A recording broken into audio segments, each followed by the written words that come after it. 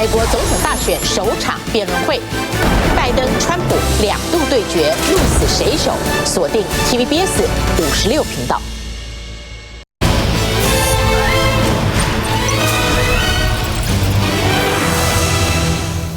这次汉光演习啊，以前呢都是5天4夜，这次8天7夜，多很多哎。你不要看多3夜，其实多很多哎。为什么？美加速说，共军对台湾可能由演转战，原来是演习，现在每天演习，突然变战争了，哦，所以呢，我们演习要长一点啊。那另外呢，现在要把桃园机场跟松山机场会变成反空降的演练，就老共要从桃园机场下降，从松山机场下降啊，伞兵就来了，或者呢飞机就来了，你怎么办啊？今天赖清德去主持这个3军8院校，哦，三军就陆海空军校嘛，另外还有国防大学、国防医学院、空军航技学院等等，一共有8个院校。这么8个学校毕业生其实只有1747，其实很少哎，这真的不多，只有1747个毕业生。复兴岗在北投举行毕业典礼，赖清德去致辞，说要大家要信仰民主，保卫人民。12分钟演讲没有提到中华民国，你们要捍卫中华民国没有啊？那另外呢，这个我刚讲，越来越多飞机，越来越多战舰，越来越靠近啊。42个共机攻舰，270度把台湾围起来，现在只给你一个喘息的空间，是东北角。以前老共基本上在西南这边演习啊，等等啊，等等。现在呢，这么全面包围，哦，所以全台湾的飞弹部队警力从早想到晚，也烦死了，也紧张死了，哦，随时可能都有状况啊。那另外呢，这个42架里面33架超越中线，哦，以前就是可能40架里面有4架超越中线，开始是没有超越中线，接着呢3、4架超越，接着10架超越，现在给你几乎都给你超越了。啊，怎样？这我家后院，我不能进来吗？哦，距基隆只有40海里，非常近的，哦，非常近，40海里，非常近。但是台湾好像也麻木了，而且也不知道怎么办。那你怎么办呢？你就跟他打起来吗？哦，张延廷是说，花东的战略价值急剧降低。原来那边有嘉山基地啊，觉得有这个苏花公路，有这个。断崖啊，在那个地方啊，等等啊，不容易登陆啊，这花东很重要啊。到时候呢，一打进来，空军先撤到花东啊，哦，保存战略啊、价值啊等等。现在急剧降低，因为我每天去那边，原来你认为你那个是这个很容易做空防的，现在也做不了，他也常常去了，所以价值也降低了啊。好吧，这个另外呢，这个我们不现在是新南向吗？那希望能够多一点观光客来，观光是有多了哦，但是呢，所谓的一楼一凤，就一个楼，我就是香港以前香港的一个楼里面一个这个怎么样风尘女子啊，好不好？这样讲，在那边哦，免得彼此竞争哦，然后呢也不容易抓，因为一个楼里面那么多小套房，就一间有一个哦，现在是流窜全台湾90几个区都有了哦，从信义区。哦，到这个离岛，到很偏远的地方也都有哦。那因为现在有很多免签嘛，14天免签，30天免签，一下飞机就被接去接客。假如说是14天，哦，他这边说他访问一个人说14天访问这个啦，他访问这个叫蜜拉，14天赚8万，我觉得不可能，14天起码赚14万，一天赚不到1万，他来干什么？哦。那扣掉机票什么的，扣掉这些开销了啊，但是还是剥削，还是性剥削人家了，哦，还是这样搞哈。那但是呢，你也抓不到，也不容易抓哦。所以呢，这个还有假留学、真打工的哦，什么都有哦，各种状况都有。那基层就抱怨说，免签证随便发，随便就发免签啦，然后这人就来了。实际上在走啊，他也不给你延期，就延期现在有44000个人在台湾延期，也不跑哪里去了，可能是工人，也可能是干这个事情的，哦，然后呢，查缉违法性交易，真的是累死了哦。那么台湾的情色市场应该也抗议，都在抢我们的生意，那抢攻台湾的情色市场啊，所以呢，这个新南向政策也变调了，被人家批评啊。那立法委员说呢，很怕是传染性病，也控制不了，也检查不了，然后来就走了，然后这疾病到时候传播怎么办？哦，像这些都是这个立委们担心的哈，说应该停发签证。问题就是你也不知道啊，哦，然后呢，现在台湾对大陆说要直接发橙色警戒，不要去大陆，很危险。那大陆呢，也现在各省都劝他的学生不要在台湾留学，不要在台湾游学，短期也不要。哦，所以有些学校呢，今年呢，这个大陆来的学生是0，所以讲说这个断崖式的下降，哦，像掉到血海里面一样都没有了，变成这样子。那美玲怎么看？我讲一下哈，因为我们这个教育部之前有这个新南向专班哈，那我们知道其实这一阵子，因为其实台湾少子化，那所以私校退场条例我们在上一届的时候把它修过了，也就是很多的私校其实慢慢都要退场了。那所以少子化的关系，那私校撑不住。那过去其实政府在这鼓励捐资兴学的时候，我们都希望私人来多办学校。那现在少子化了，那要他们退场，然后退场后，其实这个校产要充公，土地要充公，所以现在乱象不断。那私校要怎么样去维持它要继续治校来办理学校呢？那就是希望能够去招一些外籍生。那所以我们在新南向专班上面呢，就有很多的学校拼命的想要跟这个教育部来申请新南向学校包括这个印尼啦，或者是这个越南啦等等这个东南亚国家的学生来。那这几年其实教育部大概也蛮开放，就是说如果你来申请，你觉得要500个要1000个，其实我都给你哦。所以第一个我们不知道他教育部是怎么审查的，所以才会发现了很多其实假留学真打工，而现在我们又看到有这个假留学真卖淫的情况哦。那我提供几个数字给大家看一下，这是根据监察院自己公布的哦，外籍生在卖淫的调查，从2017到2022，他实际查到有13个人，但我必须要讲，其实你会觉得13个不多，对不对？这其中当然是有黑数，因为我们知道其实卖淫不太容易可以查得到。那在这个黑数当中呢，有这外籍生进来有104个人哦，在这期间当中行踪不明，找不到。然后再来呢，逾期居留的人有高达4093个人，那同时行踪不明，然后逾期居留有1900多个人。其实这个数字非常非常可怕，就这些所谓的要来留学的学生，那他进来以后，人不见了，那结果呢？我们不管是劳动部也好，或者是教育部也好，都没有办法去掌控。那我们只会发签证，我们只会在这个资格审查的时候说好，就这样进来，但后续根本没有人去管这件事情，所以它整个制度看起来是失灵的。那另外一个数字我也给大家看一下哦，这个我觉得教育部真的好好警惕一下。其实我们现在外籍生进来，每一年大概有1000到4000这个学生左右，他是休学或者是退学的情况。那111学年度现在最新的一个数字4385个人休退学，那其实这就是一个幽灵人口，不知道到哪里去了哦。所以我们看到，就竟然有假留学真卖淫，假留学真打工。那现在当然还有一些学校，他可能就是假申请，真正是为他的事业或为他的企业去找这个工人进来了啊。所以呢，我觉得这整个是变调了。那我们看到新南向专班过去有很多需要检讨的地方，但我在这里补充并不是说我们一竿子打翻一条船。新南向专班里面也有一些，就是因为我们知道，其实东南亚有一些高教其实没有台湾办得这么好，所以他们学生也很渴望能够来这个台湾受教。那同时也可以解决我们现在很多私校或者很多的学校招不到学生。其实招不到学生，其实现在不是只有私校，有很多我们的这个国立大学的也有一些学校它其实招不太到，也有。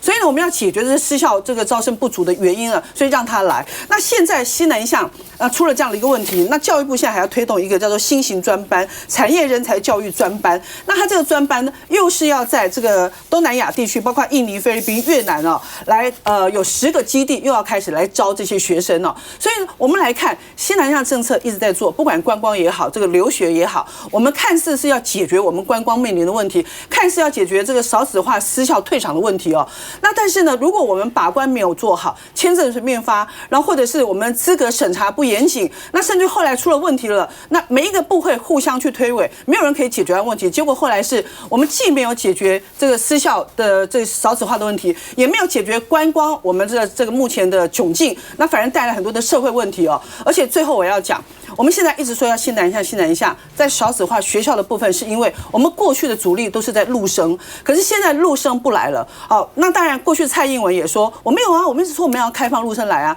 可是过去蔡英文时代8年，我们一直在跟这个中国大陆这沟通呼吁，用呼吁的时候，你们赶快放陆生来吧。啊，但是两岸的情势现在关系这么不好，你认为大陆会愿意开放学生过来吗？那包括赖清德也说我们愿意开放啊，但是两岸现在的情况，过去不管是这个硕生啦、长期的学生啦、学士学生啦都不来，现在连短期研修都不来了。那当然我们只能靠西南向，所以在这里呼吁哦，我们不管是假留学真打工，甚至于假留学真卖淫这样的问题，如果政府不好好把关，只会越来越严重。这种，我觉得这就是很残忍的性剥削，你知道？他现在这个从泰国、越南、马来西亚、印尼，就联合报的资料了啊。那他这个单次性交易最低只有1500块，最高2900块，然后呢还被抽成25%到50%。哦，我觉得这个放任这样的事情呢，也是国家的耻辱了。休息一下再回来。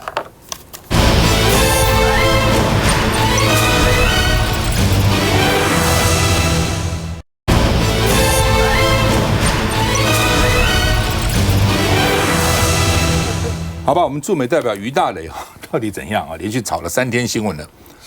他承认他们是有搭公务车，好像到波多马克那边看樱花，因为这个时候华盛顿 DC 到处都是樱花哦。他承认有搭个车去看樱花。你说问我真的不觉得这有什么那么伟大的事情，看个樱花是怎样？而且有时候很多公务跟私务有些是分得清楚的，有些我上班讲啊樱花很好看，那这是怎样？可不可以看啊？但是他说没花到800万。家具没花到800万啊，那林佳龙今天也出来说了，说14是250万，并不是800万哦，那就差很远哦。我觉得林佳龙出来说明也蛮重要的了哈。那会不会把他停职调查？林佳龙说不会，哦，有跟府院报告，不会哦。而且这种事情在这个时候把他停职也很难看了，他在美国还怎么混呢？哦，真的。那另外呢，黄国昌去要这些经费资料了，外交部是密件。哦，所以为什么密件呢？是要防止共产党知道。我觉得，你如果知道跟外交部熟，他们的东西几乎都是密件呐，什么东西都是密件，哦，都是密件啊。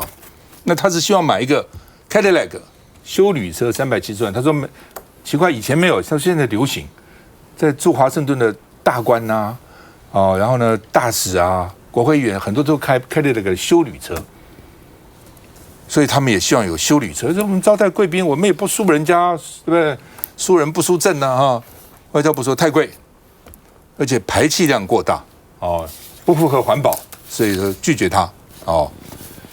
那不过有点，今天我们本节目讨论第3天了，哦，我是不认识于大雷这个人，听说以前是当外交部次长哦，所以对国内的政经环境应该也有点了解，不会都不了解啦。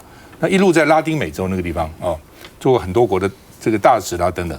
但很奇怪，我好几个朋友打电话跟我讲说，他这个人很好，我是不认识的。我就觉得奇怪哦，这么多不管本省外省什么政治立场都不重要哦，都说这个人很好啊，这个人平常很好啦，做人也很好啦，对人也很客气啦，怎么可能去对主家颐指气使的？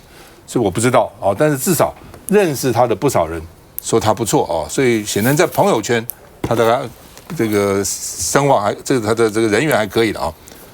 那当然，人家也讲说，民进党好像看起来标准很高，公务车不能赏花，这个不能，那个不能，其实根本没标准哦，因人而异哦。看一下，不认为现在有哪个官大到可以非他不可，不要包庇，不要护短，但这牵涉到国家外交事务。驻美代表于大雷被曝滥花公帑，党内一片挞伐，要外交部长林佳龙不准徇私护短，需要很明确的苛责的这个做法。不管是大使或者这种采购，我们都有规范呐，跟程序，他只要符合这个规范跟程序，基本上我们就尊重嘛，大家一起一个团队啊，不要因为互相的这种不信任，一再被自家立委施压尽速明察，外交部长林佳龙却重申停职不是选项。接下来有可能会停职调查吗？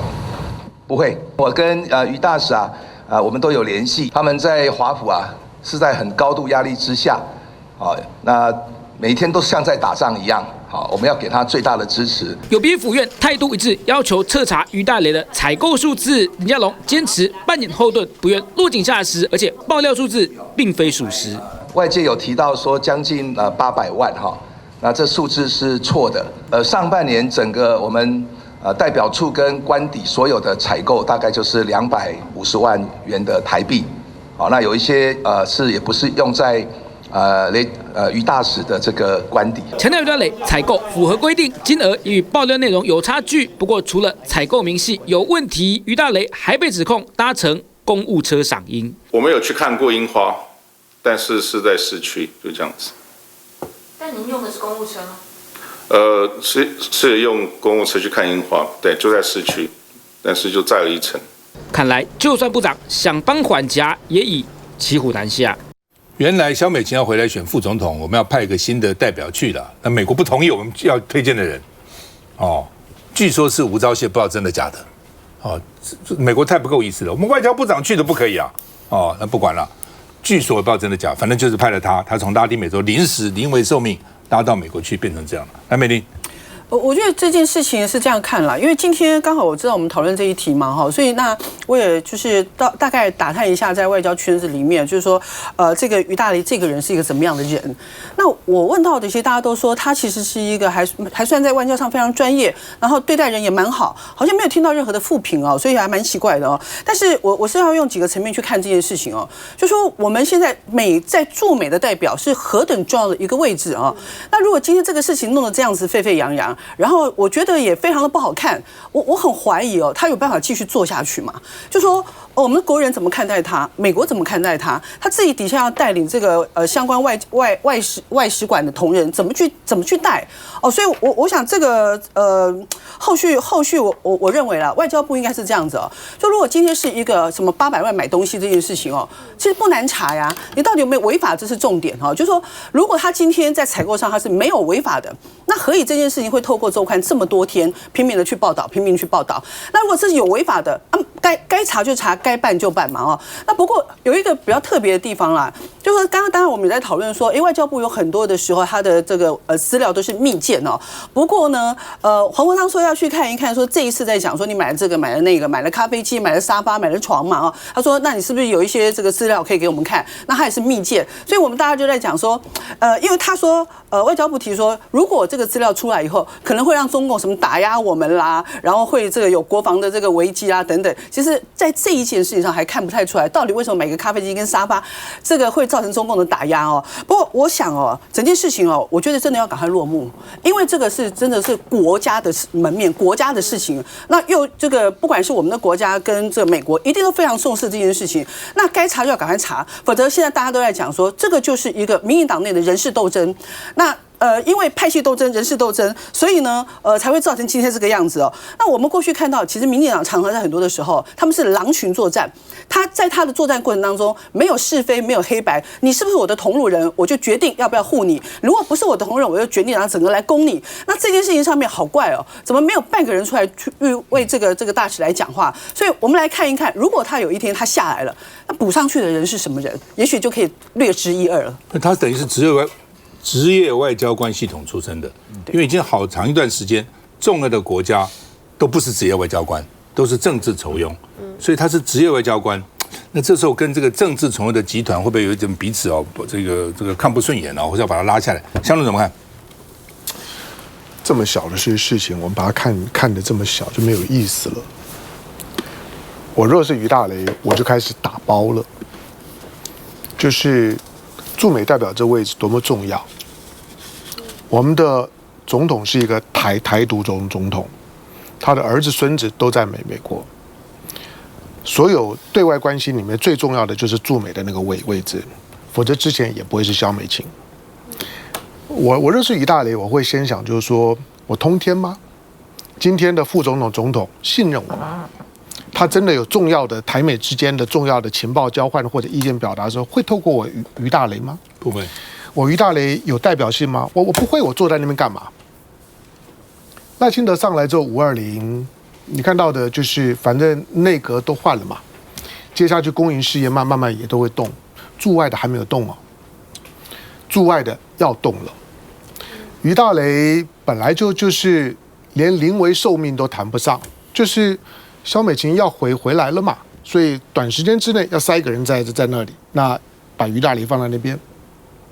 那现在赖清德也当选了，萧美琴也当选，请问有比萧美琴更有资格代表赖清德去跟美方沟通吗？没有嘛。